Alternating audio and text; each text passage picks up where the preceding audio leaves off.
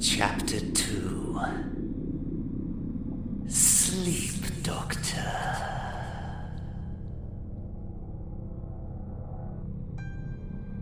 Sing, dance, sting, and lance as you hail expanse and exhale chants. Breathe in the collective to change your perspective, for just the incentive to chase the introspective. The nighttime rounds. The nightmare sounds. The angel that comforts the boy as he drowns. So, send in the clowns. Send in the clowns. We are Arkham bound and demon found. Can you smell that burning sound? Burning sound. I do believe that we're going down. All the way down.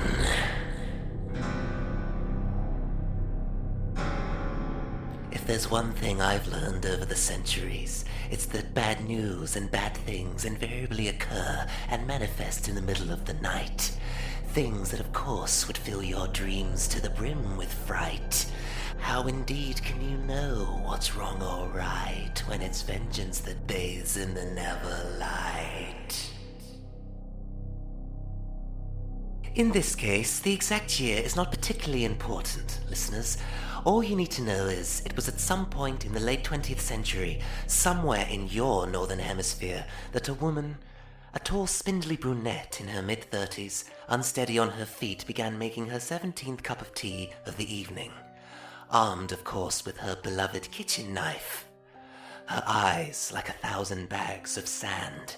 The crusty dust around the edges now almost audible as her unsteady blinks continued.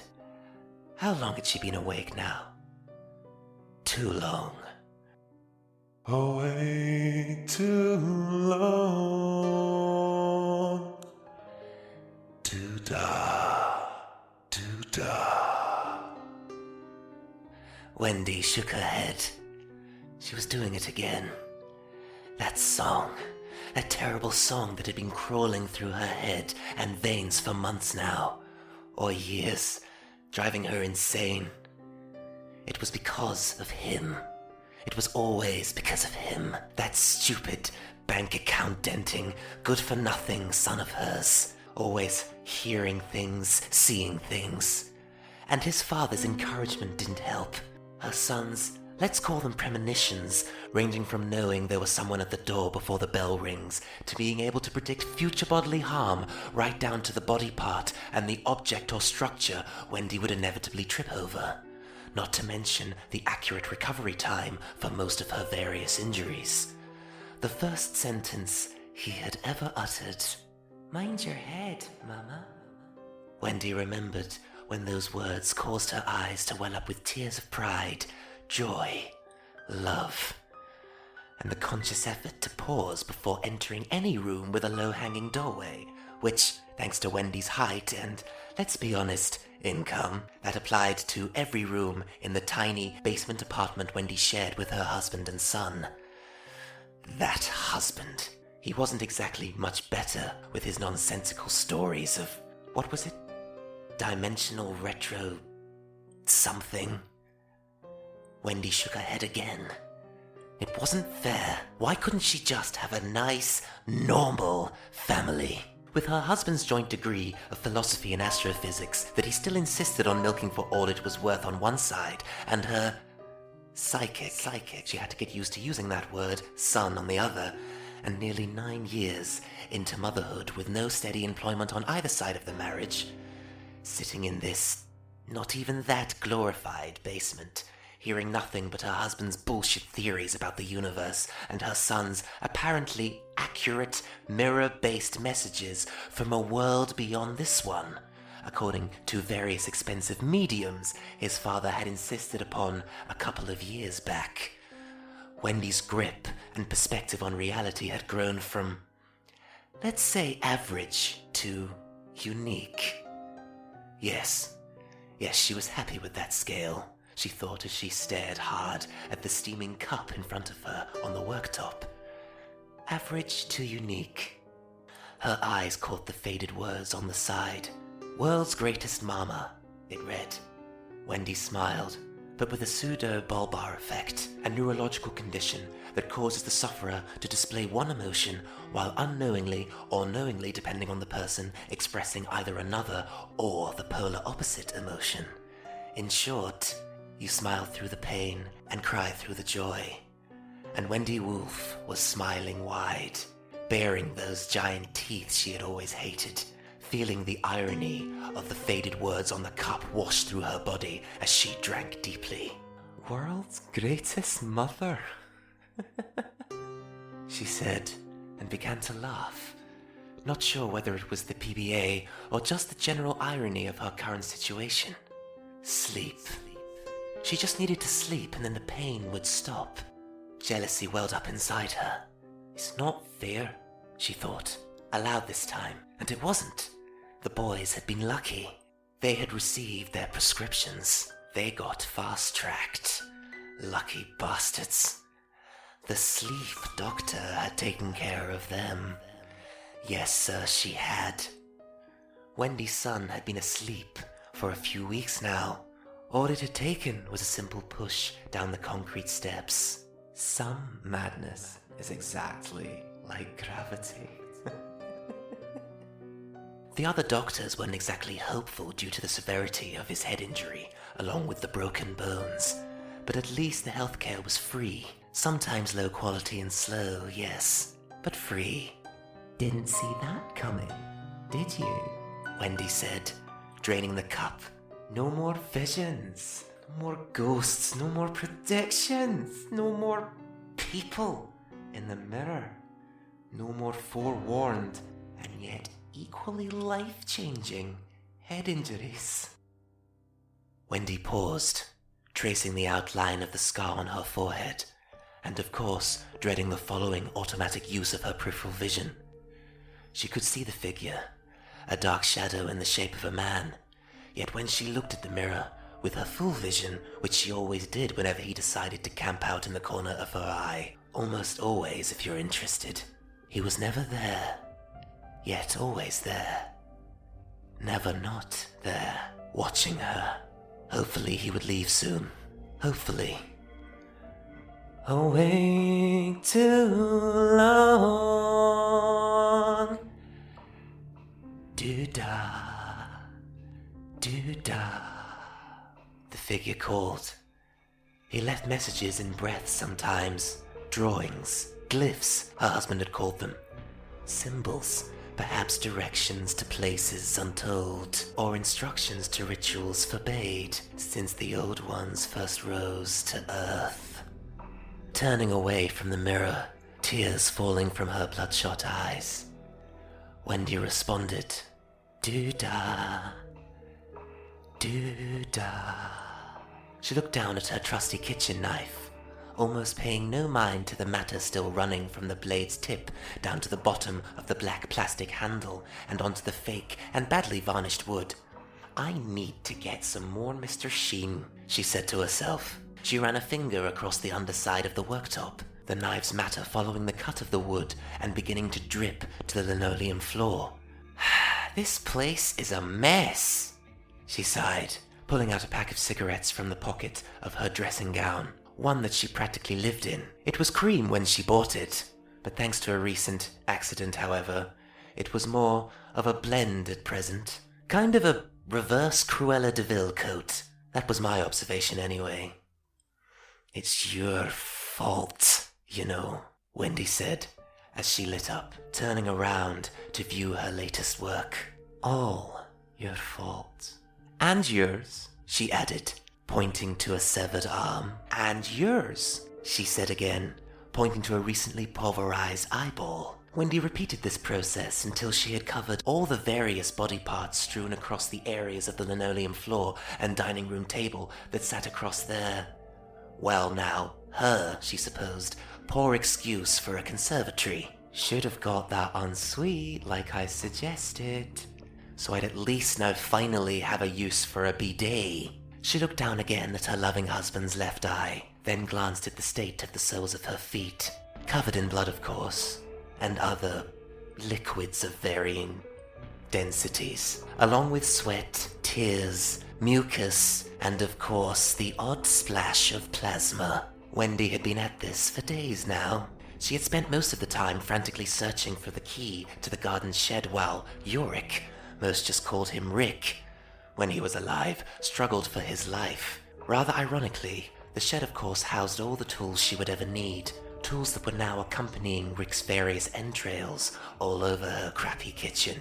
And Wendy knew that thanks to her son's little accident, she would have all the time she would need to cover her tracks. Also, she thought. There was something tickling the back of her brain. If Wendy was honest with herself, there was a lot of things rattling around back there. A lot of noise. But there was something else there now. Something new that she had been subconsciously ignoring ever since she began to make her 16th cup of tea. Or was it her 17th? A voice. A voice she could hear with her mind and not her ears. None other than my voice. A message on a loop. A kind of unfriendly warning, not a threat. Just the kind of heads up that doesn't give you any prep time. One that wouldn't actually change the outcome that I knew was inevitable. Although Wendy did not. All she could hear was my voice. My voice. He will knock 4 times, I said, fiddling with the, let's call it a telepathic volume knob to test her reactions. I needed to work out which of the thoughts in her head were overriding the others. I needed to find the pressure point. And of course, there was one. Her son. Despite all the terrible visions that had been subconsciously and somewhat indirectly beamed into her head by powers unknown to Wendy over the years, using her son as some kind of conduit and possibly using her dearly departed husband as some kind of storytelling beacon to entice and encourage the conduit on a desired journey. Despite all that, and all that might be bullshit, she still loved her son. It had been the visions, the seemingly endless sleepless nights that had made her do it. Was it that? She would like to believe it was. Or was this just what it was like, being a parent? She discarded that thought. Being a parent was not like this. Especially since you chucked your baby boy down the stairs. You do not.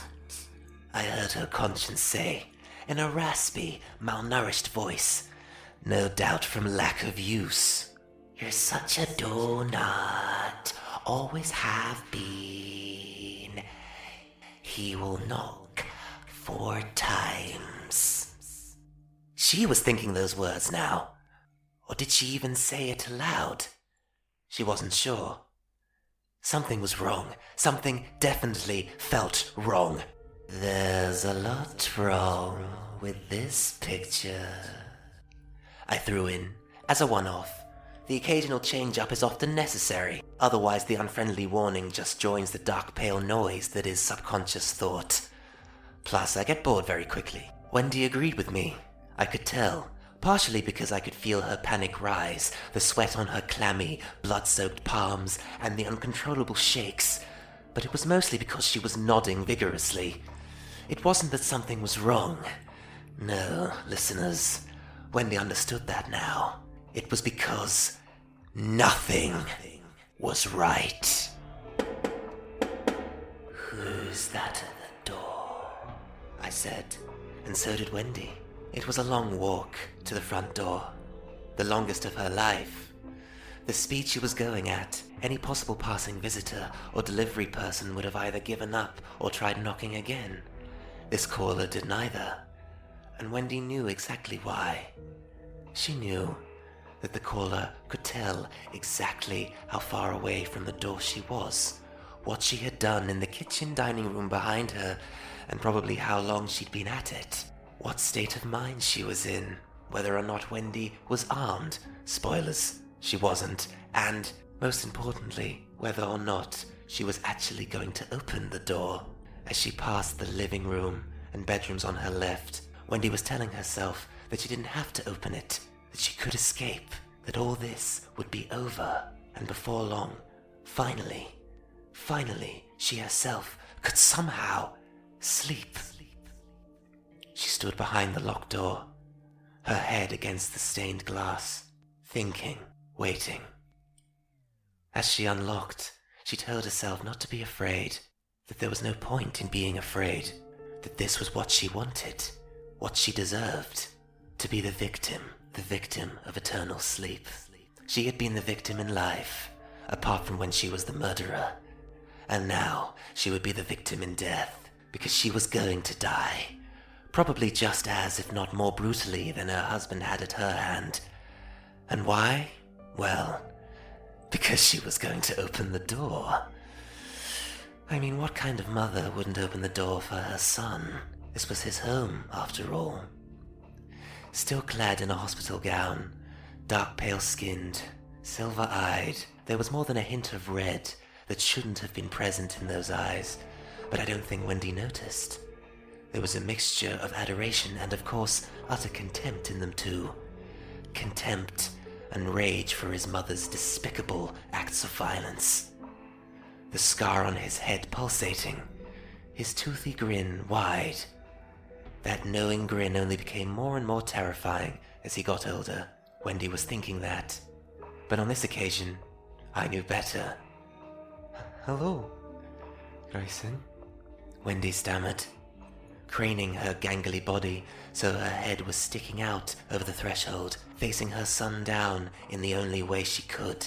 The obvious questions like, how the hell did you wake up from a coma, get out of a hospital unnoticed, and all the way back here, and not rip out your stitches in the process? Irrelevant. He was her son. In truth, she really shouldn't have been that surprised. No, not after 9 years, coma or no coma.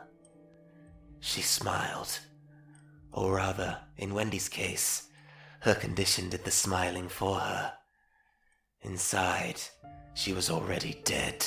"Hello," he said, craning his neck the opposite way. Wendy instinctively stepped back as little Gray stepped over the threshold, one small step closer to her demise. "Mind your head, Mama." Awake too long. Do-da, do-da.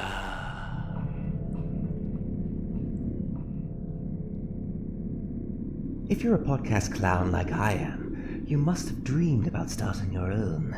Let me tell you, my dreadful darlings, it's never easy, but it's one of the best decisions I ever made. It was either that or waste away in my own subjective ascendance. Of course, it can be more than just a little overwhelming to know how to get started. Buzzsprout can help you launch your podcast professionally and in style, linking you with all of the major podcasting platforms such as Spotify, Google Podcasts, Apple Podcasts, and much, much more. Join us up in the buzzing, sprouting podcast cloud to breathe in the renowned analytical sound of the accurate analysis and promotion tools provided. Follow the link in the show notes below to start your journey and receive a $20 Amazon gift card. We're waiting for you. Buzzsprout, the best and excitingly prettiest way to start a podcast.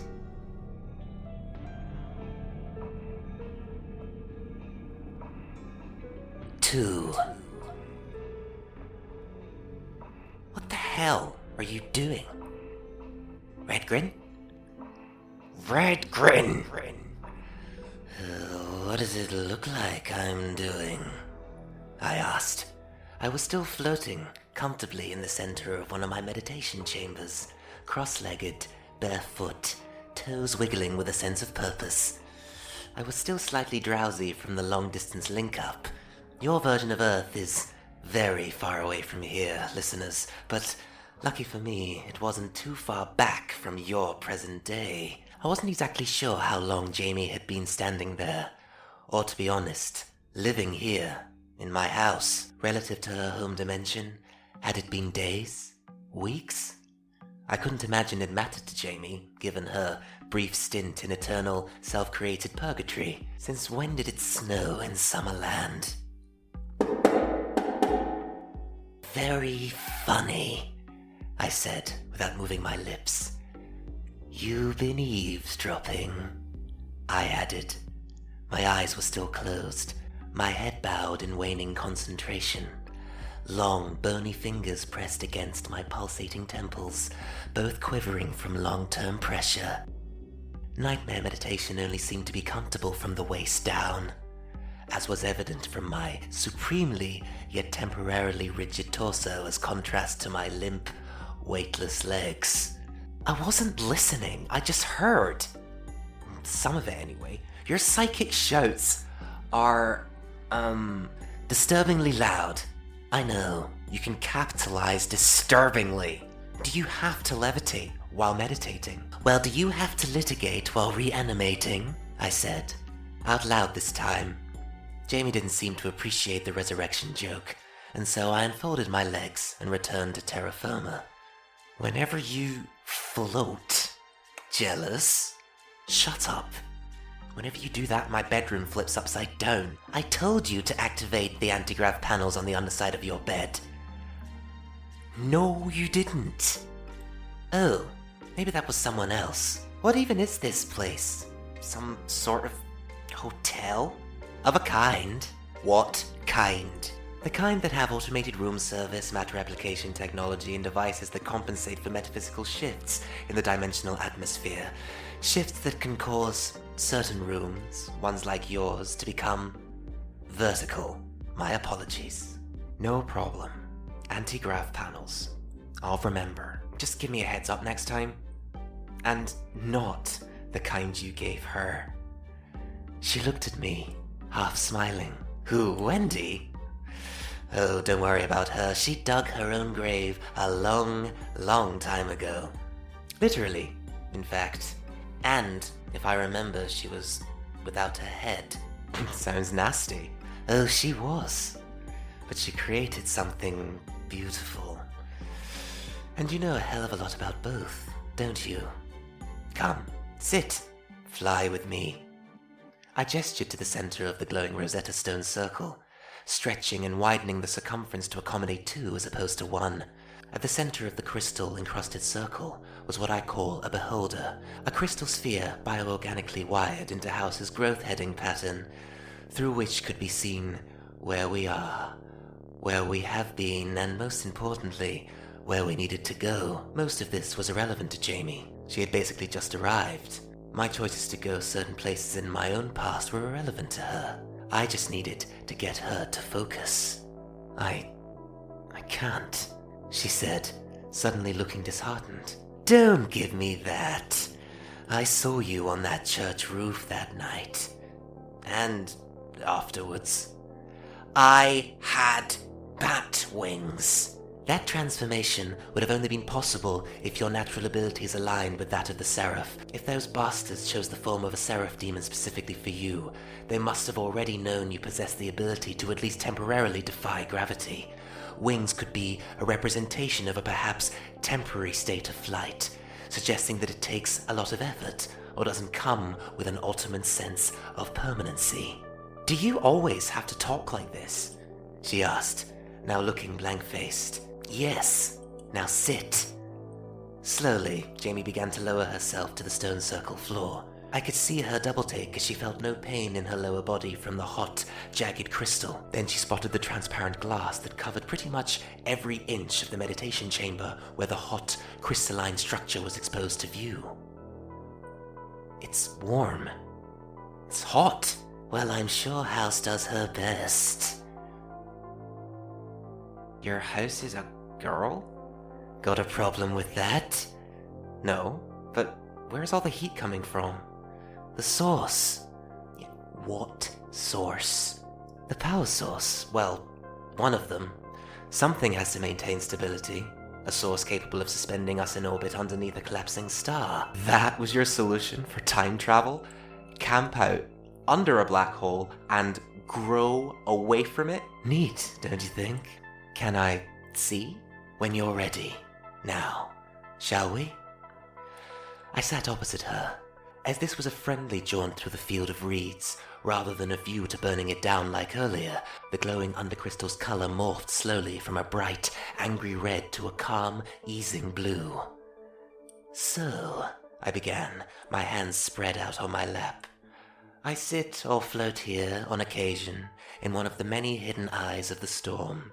I watch, I listen, I grow, and as I grow, house grows. The stronger my connection, the higher the chance of a threshold manifestation. Am I meant to understand any of that? You will, my dear, in time. But answer me this. How do you feel? Guilty. Other than guilty. Everyone feels guilty for something. I feel guilty when an innocent civilian trips over my slippery slices of cyanide toast, especially if there's another one a few feet away, and they hit it full in the face. Instant death. I shivered. Yeah?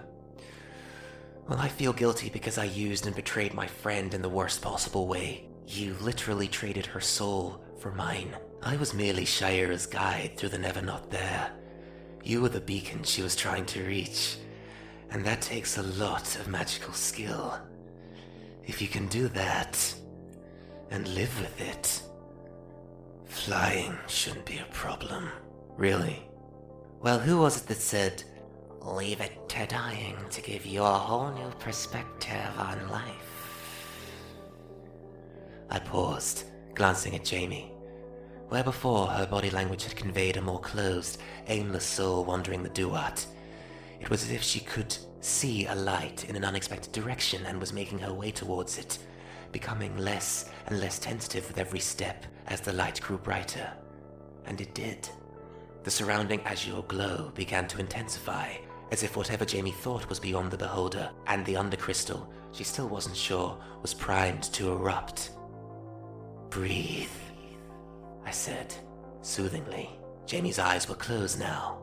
Well, two of them were. Through my vision, and under House's starlight, Jamie's third eye was highly visible. Wild, wide and purple, pulsating with new breaths of life, taking in the sight of the crystalline structure and tearing up. To a non-magic user, it would have looked like Jamie was merely sweating from the vast heat. But I knew better. She was crying. Now, I said, look down. And she did. She regarded the 10-foot drop beneath both of us, the beholder now definitely smaller in size. Jamie stared open-mouthed, then back at me, then back at the drop, then at the fact that the shock of her sudden levitation revelation hadn't been enough to make her lose concentration. She maintained her altitude. She had come back different. Was that the word she wanted to use? More powerful? Or just more her?